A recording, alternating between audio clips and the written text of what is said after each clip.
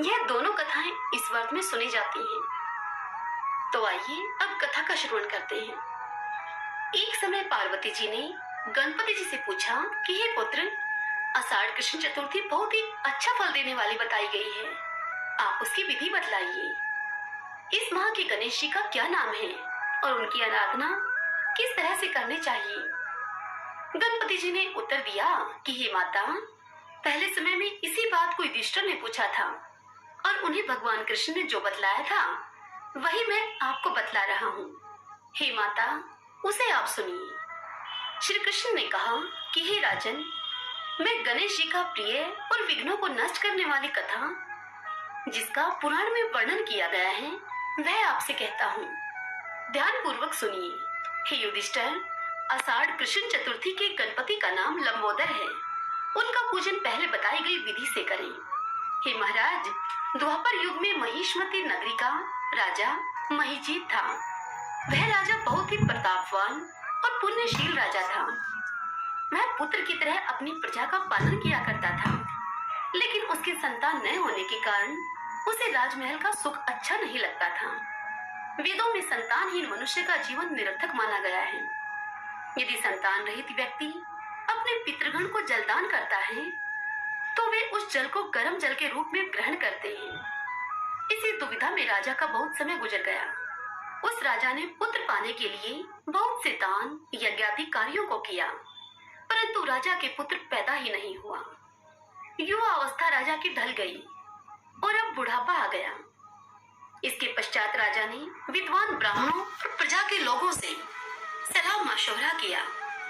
राजा ने उनसे कहा कि हे ब्राह्मणों तथा हे प्रजा के लोगों, मैं संतानहीन हूँ। अब मेरी क्या गति होगी?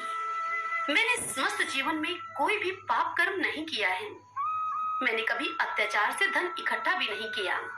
मैंने सर्वदा पुत्र की तरह प्रजा का पालन किया है और धर्म पर चलते हुए इस राज्य का कार्यभार किया है।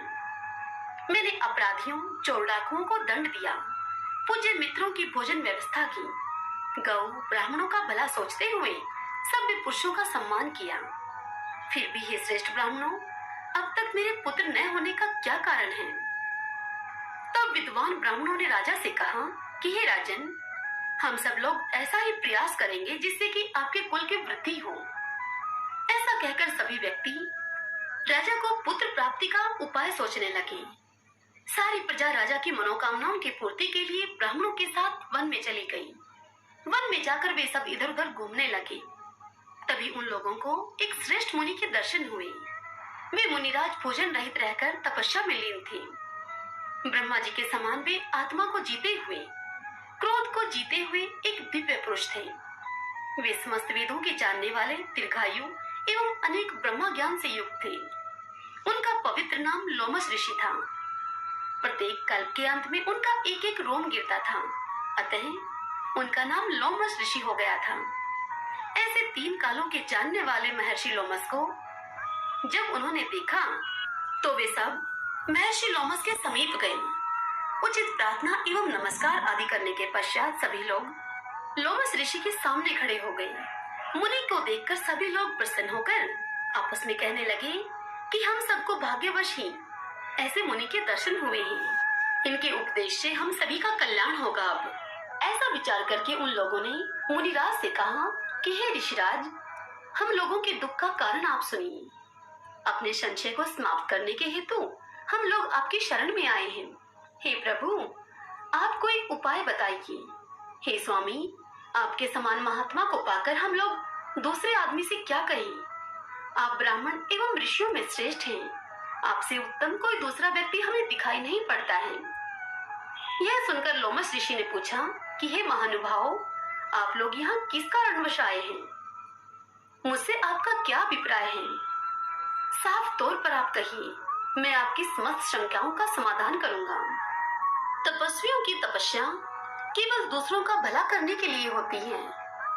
यह सुनकर प्रजावासियों ने ऋषि से निवेदन किया और कहा कि हे ब्राह्मणों में श्रेष्ठ मुनि, हम जिस महान कार्य की प्राप्ति के हेतु यहाँ उपस्थित हुए हैं उसे आप सुनिए। हम लोग महिष्मती नाम की नगरी में रहते हैं। हमारे राजा महिजीत नाम के हैं। वे ब्राह्मणों की रक्षा करने वाले धर्मात्मा, दानवीर, पराक्रमी एवं मृदुभाषी हैं।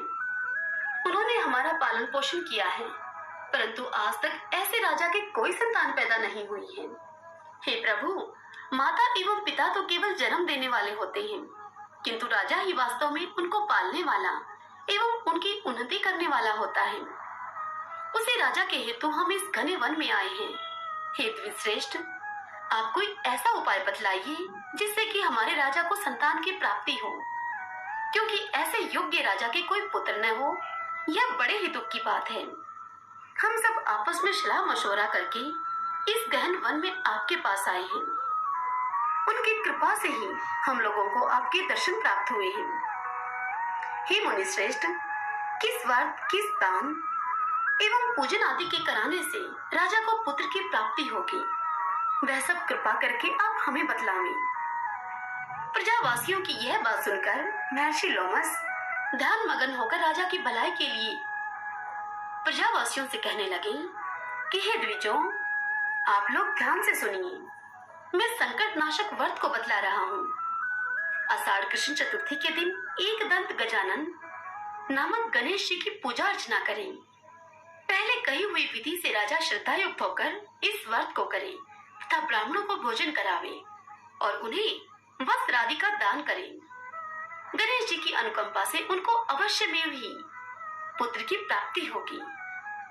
महर्षि लोमस के ऐसा कहने पर सभी लोग हाथ जोड़कर उठ खड़े हुए और सिर झुकाकर उनके चरणों में लेटकर उन्हें प्रणाम किया। तत्पश्चात सभी लोग नगर को वापस लौट आए। वन में जो कुछ हुआ उन सभी घटनाओं को प्रजावासियों ने आकर राजा से बतलाया। प्रजावासियों की यह बात सुनकर यशस्वी एवं निर्मल बुद्धि वाले राजा बहुत ही प्रसन्न हुए और उन्होंने श्रद्धा पूर्वक भक्ति से विधि पूर्वक गणेश चतुर्थी का व्रत करके ब्राह्मणों को भोजन कराकर वस्त्र आदि का दान दिया।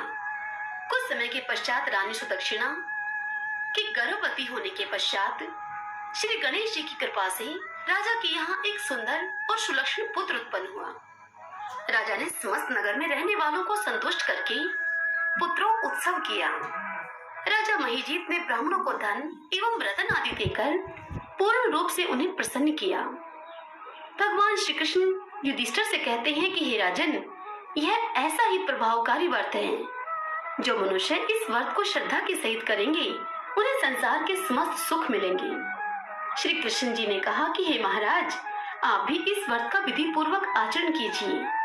श्री गणपति जी की कृपा से आपकी सभी मन की इच्छाएं पूर्ण होंगी, आपके शत्रुओं का नाश होगा और आप अचल राज्य के स्वामी बनेंगे। हे समस्त नृपों में श्रेष्ठ युधिष्ठिर, जो पुरुष इस व्रत को करते हैं वे चाहे ऋषि हों अथवा विद्वान, उन्हें निर्विघ्न पौत्र आदि की प्राप्ति होती है। जो व्यक्ति गणेश जी की व्रत कथाओं को सुनते हैं अथवा सुनाते हैं उनके समस्त कार्य पूर्ण होते हैं। सभी बोलिए गणेश जी महाराज की जय।